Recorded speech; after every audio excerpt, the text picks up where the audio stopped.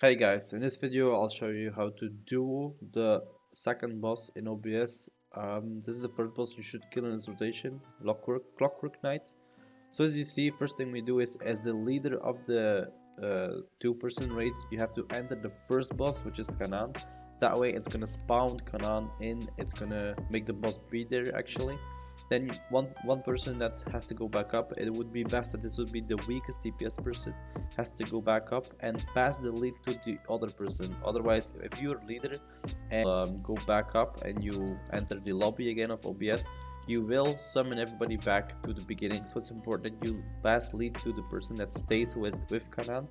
Once you've passed the portal to go back to the lobby, then you need to lead back. So then you need to lead back because you'll be entering the second boss, the Clockwork Knight, and it's important you have leads because then the game is gonna teleport your partner to you once he gets the buff. So what happens with the other person that stays in Kanan? That person will talk to the crystal and activate the crystal, so it's gonna initiate the boss fight, meaning he's gonna get that vampire buff at the beginning, right?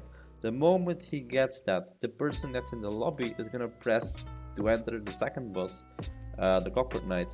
As you can see, the moment you get the animation that you're gonna transform here into this the angel thing with the wings, that's when you know that your partner took the buff. That moment you have to be really fast, you have to enter the boss fight. That moment your partner is gonna spawn in with the buff from the Kanan's buff, which is going to increase his damage and bloodlust by a ton. That's why it's important to have the biggest damage dealer from the duo here, to make it be that he takes the buff. Once he gets that, then you simply do the boss mechanics, and that's how you can duo this boss fight. Now the only way to solo this boss fight is to actually do it on your own without a buff.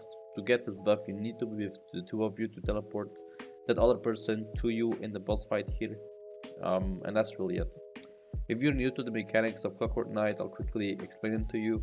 So the first phase, as you can see, is going to be the frost phase. He's going to spawn 2 circles somewhere in the area. It's important that the people are going to go into the frost circles to freeze themselves in, to protect themselves from the fire AoE.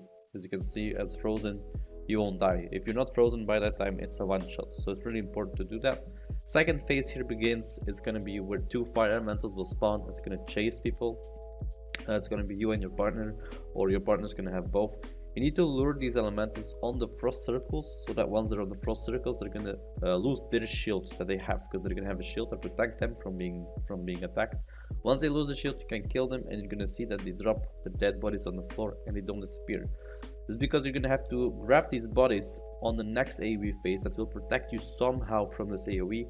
As you can see, the next phase starts and you have to grab these bodies and keep them grabbed, so to protect you from the AoE. AoE happens, third phase starts. Third phase is where a spear appears in the middle. You have to kill the spear by the time hits 0. So as you can see, you have 30 seconds to do it from the beginning. Once the spear dies, a tornado will spawn, and the tornado is the one that's going to protect you from the next AoE that the boss will do. So about when the boss is going to start doing the AoE again, don't go in right away into the tornado, because you're going to drop out the tornado too soon, too early, and you're going to die. So after he starts casting, within about 2 seconds from here, you're going to see he's going to cast, wait a bit to go in, and go in about, I always go in about half of the cast time, because you won't last the whole cast time, the duration he does. After this is done, the last phase happens. You need to try to stack up with your partner here, because you might get a damage buff that way. And you need to use shield when he casts tramp, and then you need to spread up. So what happens here when he casts tramp, he's doing like some kind of sound attack, and the more people that are together and stacked during that phase, for each person that was stacked together, you're gonna get a buff that's increasing your damage by a lot. Well, by a lot, you're only with 2, so it's not a lot, but what's more is better than nothing. So you get those buffs. And then when you have the buff, you just stack up on the rocks that will spawn. It's going to protect you from the flood, and that's it. That it repeats the mechanics again. And that's how you really kill the Clockwork Knight, and how his mechanics really work. Hope you guys helped it out. Give it a like if you did.